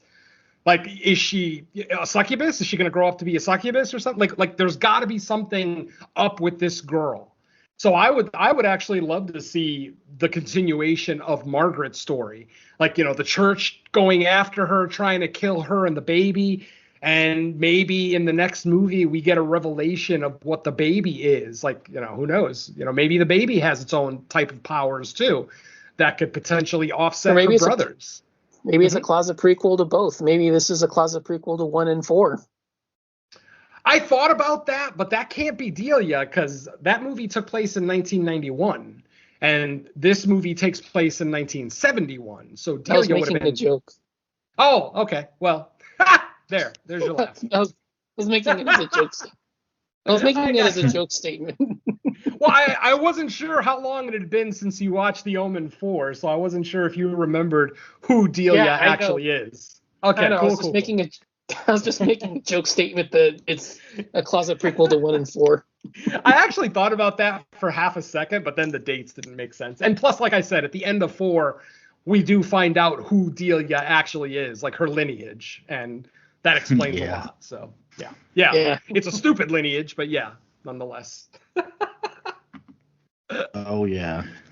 I don't think there's anything not stupid about 4. I just have a soft spot for it for some reason. It's not the worst movie ever. You know, I mean, I call it potentially, I mean, obviously the remake is the worst Omen movie ever made. That's an easy one. But, 4 is definitely close, but 4 has its charm. Like, I like all the stuff at the psychic fair. I thought that was different. And I absolutely adore the final shot. I don't know if you guys noticed the very last shot of the movie. The walkway that Delia and her father are walking on is actually an inverted cross. I fucking love that. Like, that shot is awesome, and it's literally the last shot of the movie. So yeah, I don't hate 4. It has its shortcomings, absolutely, but it also does have its charm. Obviously, it was a TV movie, so the kills are going to be toned down. Like, there actually is a decapitation in 4, but we don't see it. We don't even get to see the head or anything. Literally, we just know, oh, that guy was decapitated. Sadly, I mean, if you're going to make a TV movie with kills in it, kind of sucks. I mean, unless it's going to be on Shudder, you're going to have to tone those kills down. So, yeah.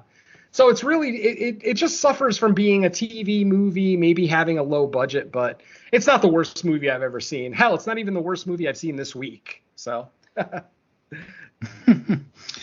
Well, that's good. Alrighty then. Well, I think that's going to wrap up our discussion on the First Omen in this episode, but let's find out where else we can be heard. I know for sure Venom's got a couple things, so I'll kick it right back to him. So go ahead. Okay, so first and foremost, Creature Comforts. No More Room in Hell presents Creature Comforts. Episode 25 is available right now, and that's where Don, Derek, and myself look at the obvious choice, Godzilla x Kong, a movie that we were all excited for as huge, Godzilla and kaiju lovers. So check that episode out. That episode is available. One of our longest episodes ever, too. That thing clocked in at over 90 minutes, which is a lot for Creature Comforts. I think Godzilla -1 might have been a little bit longer, but yeah, you get us talking about Godzilla and we can't shut up. So yeah, there's that. So yeah, check out that episode.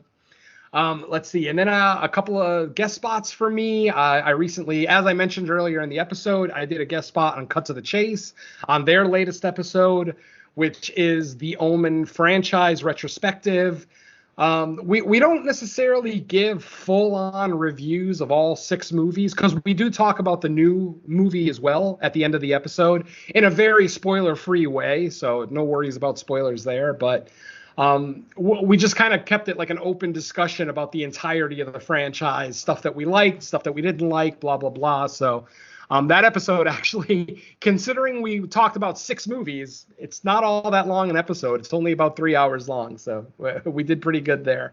I'm not sure if that episode is available as we speak, but it will definitely, if it's not out yet, it will be their next episode. So check that out. That is, of course, the Cut to the Chase podcast with Dan Chase and Lacey Liu. And then just last night, I did a guest spot on YouTube.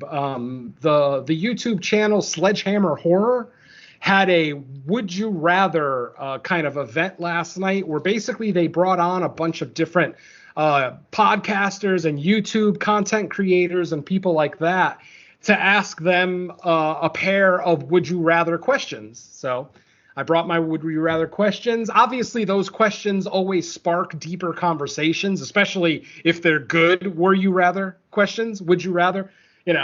It's not like, would you rather live at Camp Crystal Lake or Springwood? Like that's just kind of basic. Like some of the questions that were brought to the table were actually pretty interesting. And I was really happy with one of mine, too, which I'm not going to reveal here. Obviously, that was a live event, but it is still available if you want to watch it on the Sledgehammer Horror YouTube channel. I believe my segment is about an hour and a half to 2 hours into the show. So look for me there. And let's see. And I think that's all we have, right? We already talked about the last episode of the main show with Mike's William Castle picks. That's still our latest episode. Still not sure when we're going to record the next episode, which are going to be my picks. And I'm not going to reveal the movies, but I will say it's going to be a bloody, bloody episode, my friends. I'm bringing 2 of the bloodiest movies that I could think of to the table because I'm just, like I said, 2024 hasn't been good for gore. It hasn't been good for horror movies in general, but obviously over the last month it has gotten a lot of better. And I am a gore hound, even though I do like cerebral horror as well and, psychological thriller type horror. But I do enjoy my gore fest. Obviously, The Sadness was my number 1 movie of 2022. So if that doesn't tell you how much I love gore, nothing does. So I wanted to bring the gore to the main show. So, yeah, look for a pair of foreign horror movies. I'm not even going to say what country they come from.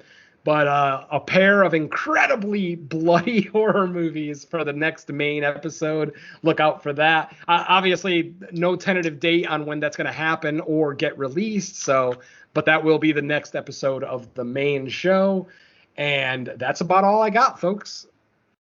All right. How about you, Mr. Donanelli? As mentioned, the latest Creature Comforts should be, it is out. It was a ton of fun. Definitely glad we could get to that. This is the off week for Horror Countdown, so no new episode will be available yet, but by next episode, there will be a new one, so I'll mention that one. So for now, it's still the latest episode, which was top 10 killer women, or films with killer women, I should say. That is still the latest one as of now, but I'm sure we'll have another one by the time of next episode. And I'm told that we are in the last couple of weeks of one of my guest spots, which is really fun.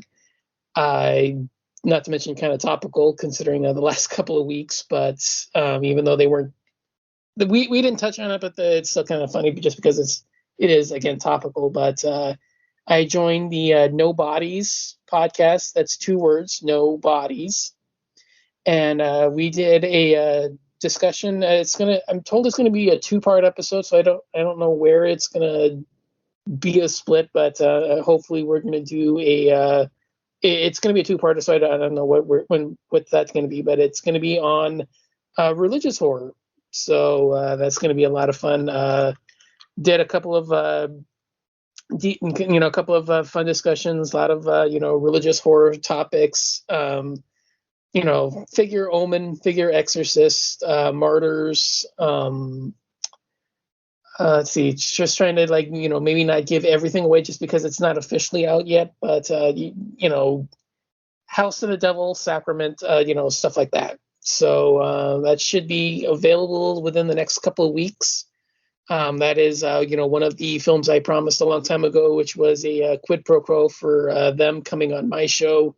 This was the return. So that should be available soon. I'll give full details when it is officially available, but be on the lookout for that. And I guess that's pretty much all for me, I guess. Just Okay. As far as I go, I have nothing currently out other than, the latest episode of the main show, Fresh Cuts.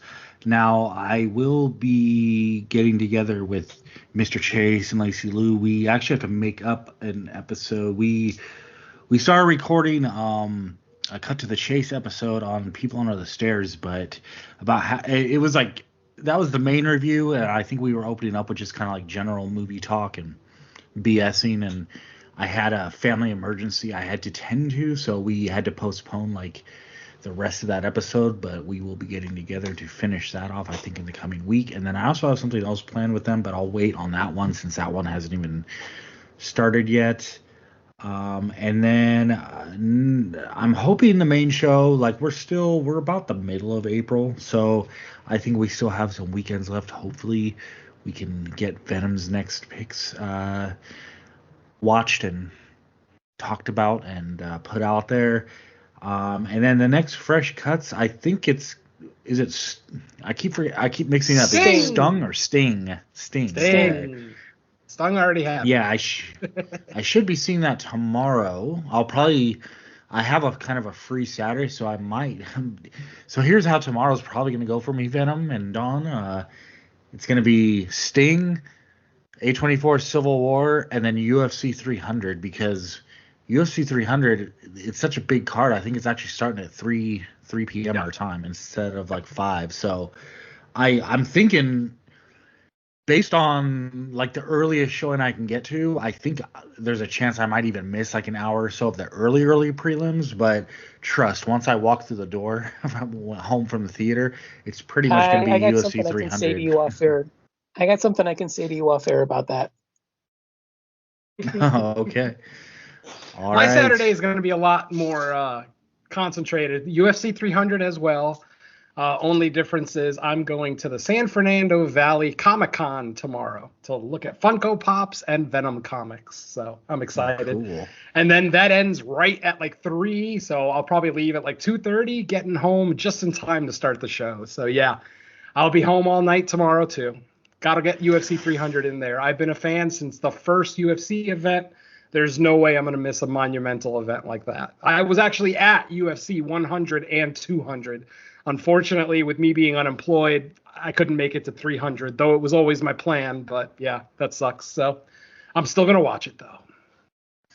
Yeah, I've been to a couple UFC events here. Now, obviously, you're closer to Vegas, so you can make that drive over. I just kind of had to settle for like what came to Northern California, but fortunately one of them was an Anderson Silva main event, so I did get to see him live. And then I saw a few live WECs, because before Faber got to UFC and they added that division, WEC was the lower weights, and he had a lot of fights here since he was a champ for a while there. Yeah, exactly. Yeah, I've been to, I think at last count, I've been to 33 UFC events. And then just a slew of like Strikeforce, WEC. I went to one Elite XC event. I've been to a couple of University of MMA, which is kind of like a local MMA promotion out here in LA. Yeah. Granted, in the last couple of years, I haven't done as much with MMA as I used to. But yeah, there was a time there when I would never miss a show. I would just, because I'm 3 hours from Vegas. So literally drive into Vegas, watch the show, drive home. I remember in that era, and I'm not talking about the OG era, but maybe like 10 years ago, unless you were sitting like ringside, I don't even think it was that expensive to go to. Like you could find very affordable seats. Oh yeah. I mean, my UFC 100 ticket was less than $100. Yeah, and it was exactly. and it wasn't all the way up. It was like in the 200s section. It was damn good seats. Mhm, Granted, for UFC sure. 100 was what, back in like 2006 or 7 or something. It's been a while.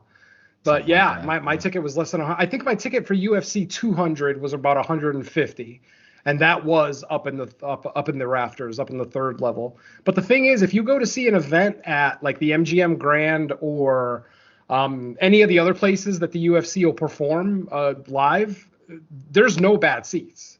Like that, the octagon is really big. Like it's way bigger than it looks on TV when you're actually at the event. So that, yeah, there's no bad seats for a UFC. I've literally sat all the way in the last row for like a Strikeforce event, and I still could see everything. It was awesome. How the hell did we devolve into a UFC conversation? I don't know, but just talking about it makes Don is bored. It makes me remember how much of a milestone it felt like UFC 100 was, and now we're on 300. Yeah, man. Brock versus Frank Mir, main event, Yeah. UFC 100. It was fun. I lost money on that fight. Whatever. Yeah, well, for the portion of our listeners that are also MMA fans, I hope you enjoyed that closing segment on our history as fandom. Yeah. But with that said, thanks everyone for listening to another episode. We already listed off what we'll be doing next, so look forward to that.